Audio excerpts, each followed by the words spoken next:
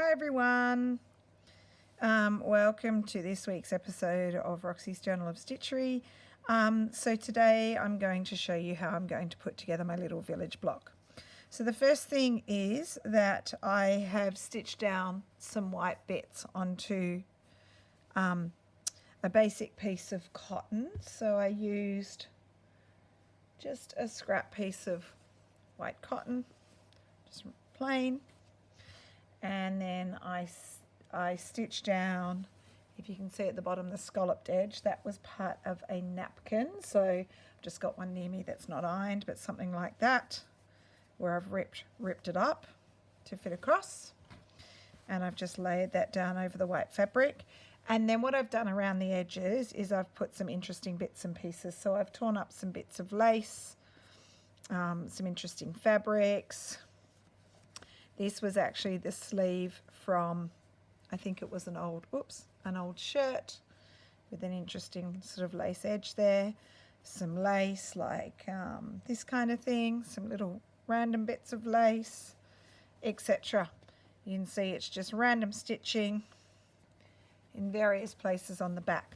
Now I've left the center clear because the center will be covered up by my houses. So I've done some more work on my houses, so just to show you where they're at. Here they are. So this is my first one that I did. So for example, that would go there. And then this is my second one, where it would go next to it. And my third little house. And my final house. So what I'm going to do is I am going to just stitch these down with a white thread around the edge, and I've got little chimneys going on different angles and directions. And then what I want to do, you can see that the middle part is pretty much covered up. You can't see it. I have some old Suffolk puffs in colours that I think, might move these up a little bit, in colours that I think will go really well with my little winter village. So I actually have to move that over a bit, because I've got these two. So I will line this up in a sec when I stitch it down, and then I've got this random one which I can pull out into a more rounded shape.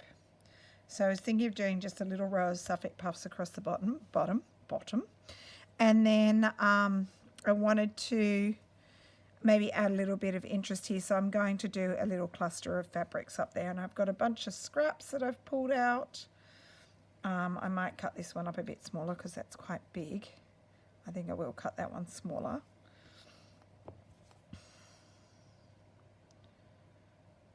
I think I just have a little piece, and I want to rip it to give it a torn edge look. Pull out a few extra strings. Okay, and then I'm going to work out some kind of cluster here. So maybe these are just little scraps that I've grabbed off the side of my table, like that little piece of lace, which I thought could go down there so you just see it on the edge.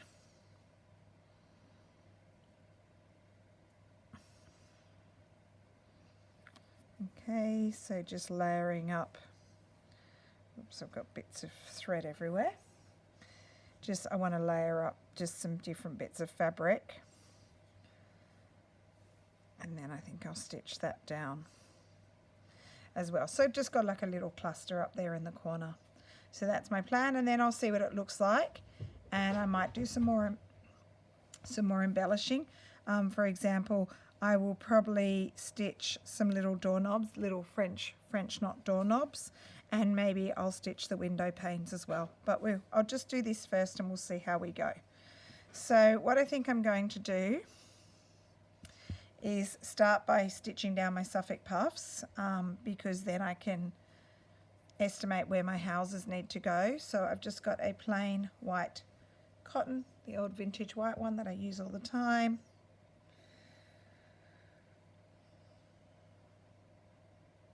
Do my quilter's knot.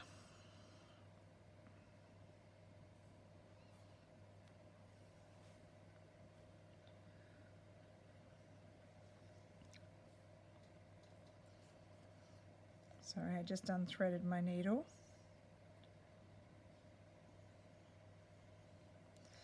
Okay, so I'll start with these center ones because they're actually still attached. I haven't taken them apart.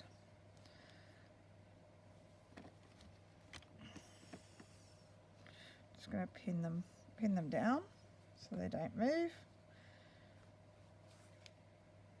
All right, so all I'm going to do is just a little overcast stitch around the outside.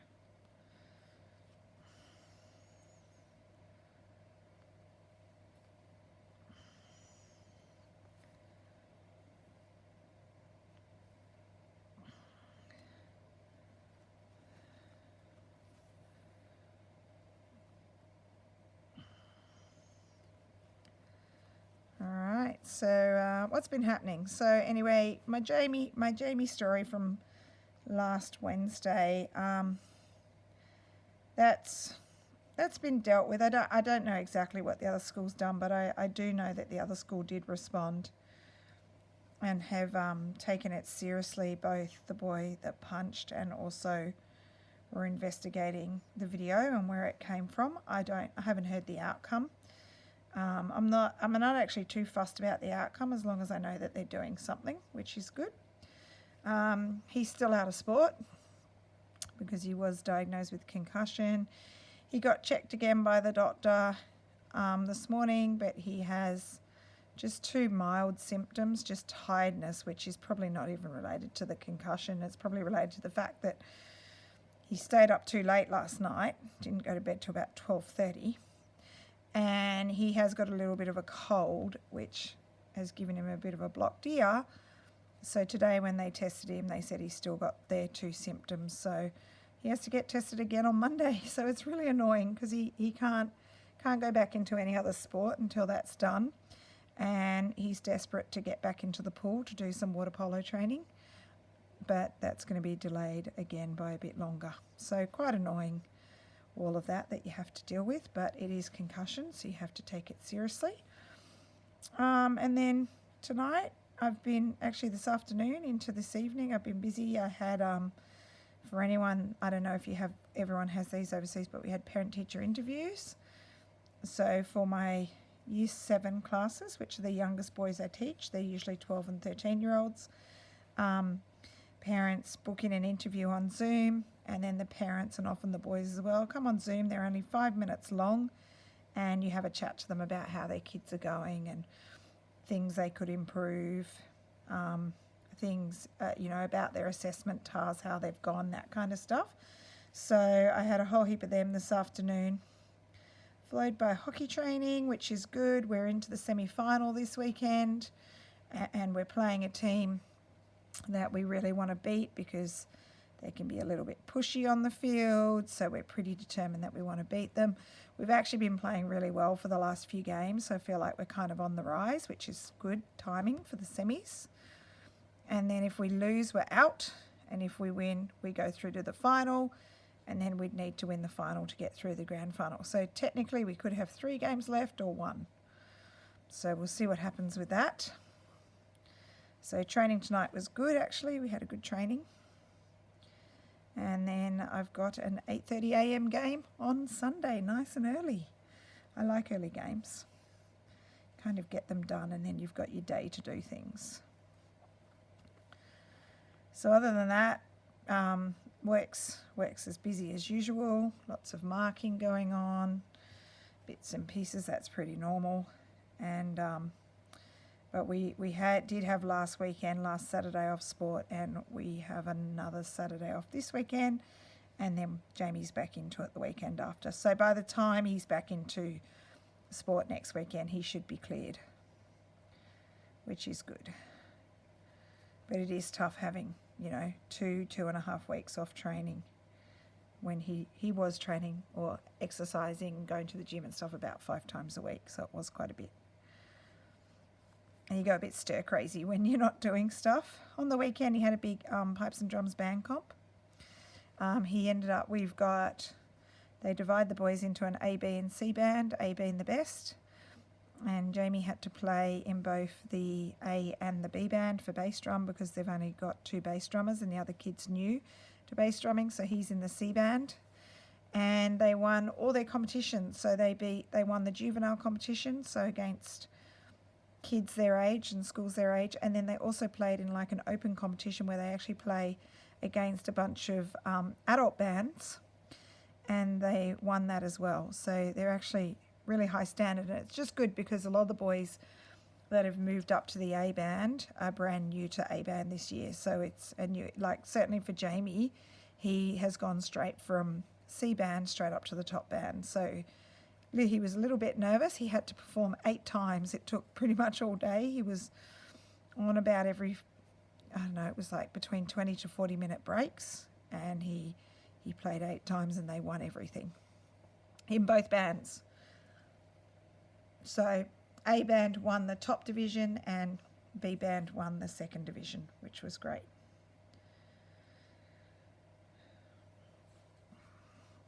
So I might pause you while I continue sewing down my Suffolk puffs, and I will turn the camera back on in a minute when I'm done. Okay, so I'm back and I've just stitched down all my Suffolk puffs. All right, so the next thing I think I'll do, the houses are going to be the last. I'm going to sew down my little cluster of fabrics. Sorry, just pulling off a bit of loose threads. I'm going to layer these up. Kind of thinking I might put that under. I don't want it to dominate too much because it is quite a bright blue.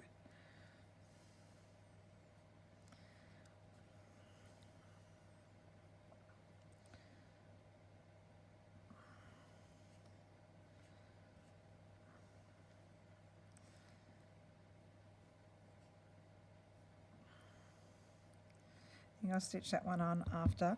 Okay, so I want to just stitch down this little fabric bundle in the corner. I'm going to use a red, just a red normal cotton.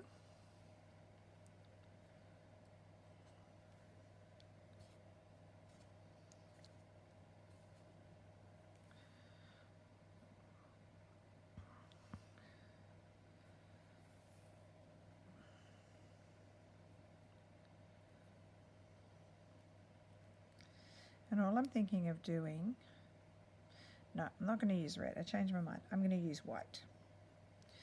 I want the stitching to be there to hold it down and to give it some texture. But I think if I do it in red, it might be a little bit overpowering. And then I might do some red later, just to do a few sort of feature stitches on it.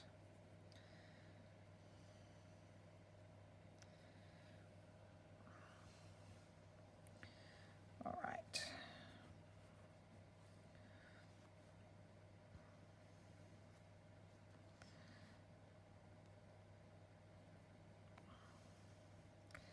A little pin, I think that will hold most of the fabrics in place.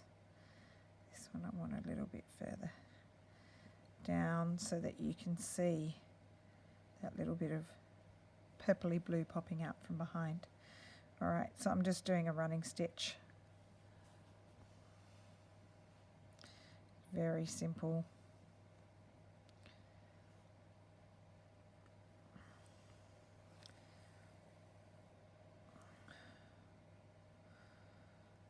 So I'm just going through any layers of fabric that I come up to. Whoops, I'm threading my needle again.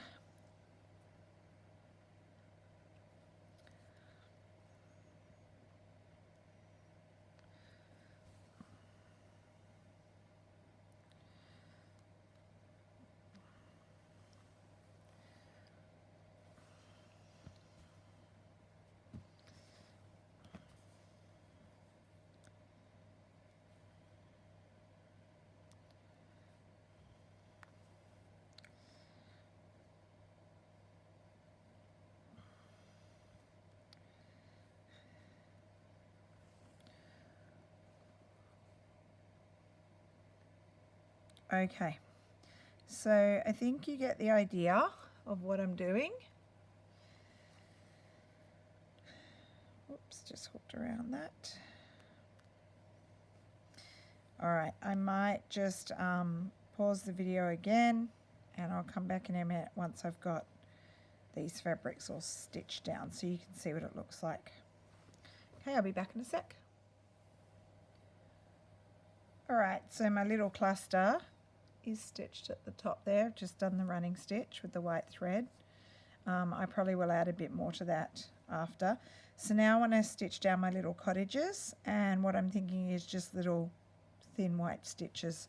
We'll see how it looks. If I don't like the look of it, I might unpick it and go to red. Just going to see what it looks like. So I've just pinned my first cottage in place. I just want to do little tiny stitches.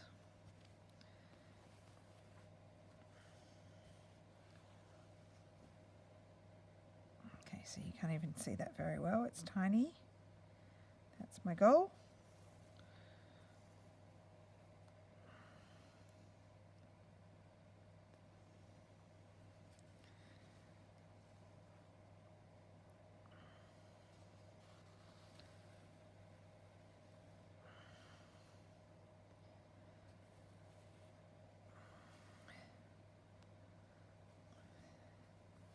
So I started watching the Netflix series Anne with an E. I heard someone else on YouTube talking about watching it and how they were really enjoying it. So about a week and a half ago I decided to give it a go.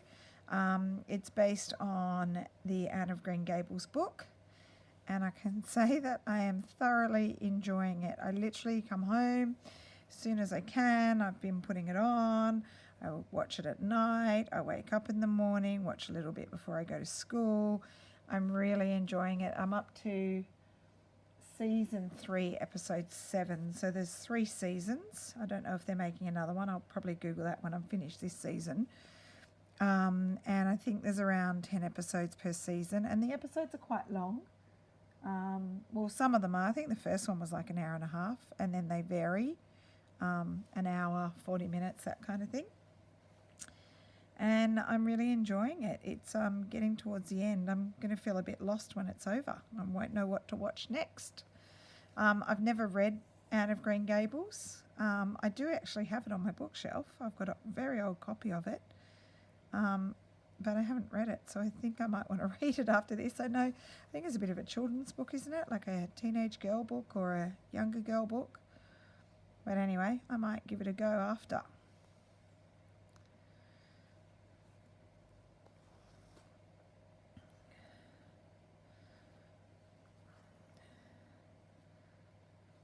Okay, so can you see the stitches are quite small? You can't see them that well, which is good.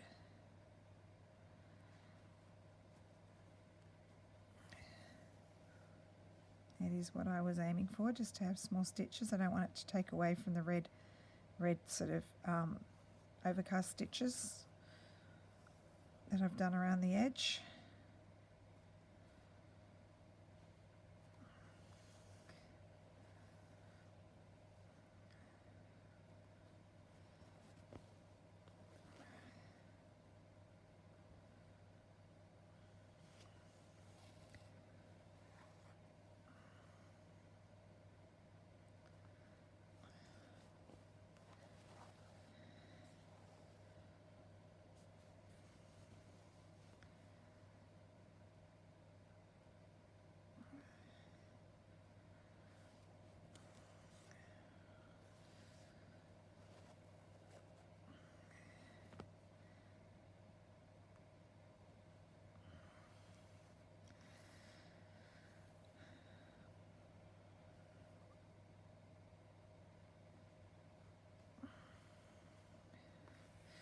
Alright, so I think you've got the idea again. I will pause the video and I'll be back soon to show you how I'm going. See you soon, bye. Okay, so I've only stitched down that first one. The other 3 are soon to be stitched down, but at this point I'm just going to stop because I need to get my video up. But I think you get the idea of my block and I will show it to you next week once everything is stitched down, and I'll probably do a little bit more embellishing. Like I'm thinking of maybe some buttons, maybe some of those linen ones I think across the top, and I normally put one of my little charms on. Just seeing what I've got in here. What's this little one? I don't know. I'll work out which one. Well, the little heart one's cute. I don't know. I'll work out. Maybe put one on one of the doors. Actually, I like it on that one. I might put my little charm on that one. Yeah, so I'll work out a few more little embellishments and then play around with it a bit further and come back and show you what I've... Oh, I might put a number on one of the doors too. Yeah, I like that. So I might play around with it a little bit more and come back and show you next week when this block is finished. And I also think I probably have to show you a couple of my other blocks. My tree block I haven't shown you, so I'll show you that next week. And my wreath block, I'm a little undecided. My wreath is so chunky, I don't think it would be good to put it into the journal because it will make it too chunky. So this is my wreath block here. My wreath block. I do really like my wreath. I haven't attached it yet. I was going to stitch that down, but I think that's way too chunky. So someone suggested to put the wreath on my cover, and I think that's a great idea. So I think the wreath, I'll keep it for the outside of my book, and I will do a different flatter wreath around that because I do really like that page. So look at the size difference. Like, hang on, I'll just put it on top so you can see. So I have really done some varied page sizes. Look at the difference, huge. And that is a point of mine that I am wanting to do different size pages. Even my first one was smaller than that. That's really small, my first one. So that's one thing I want to experiment with, having different pages. I can't find my other one, my tree one. Yeah, my tree one's not finished yet. It's bigger as well. Here it is. I haven't done much more work on that one yet. That's still a work in progress. That's quite large. That's almost the same size there. So yeah, I do want to play around with different page sizes so that it'll be interesting, not just having all the pages the same. I like my first one. That's my favorite block so far. I love my Mr. Reindeer. He's really cute. So anyway, that is my progress at the moment. I know some of you are worrying about not having finished your blocks. Well, look at me. I've only finished one so far. These two are still a work in progress, and this one will probably be finished before the other two. So still a lot of work to do, but I hope you are enjoying this project. I'm seeing such wonderful villages. They are absolutely adorable, and I look forward to seeing more. And then next week is our new prompt, which Rachel's going to reveal. So I'll see you again soon. Bye.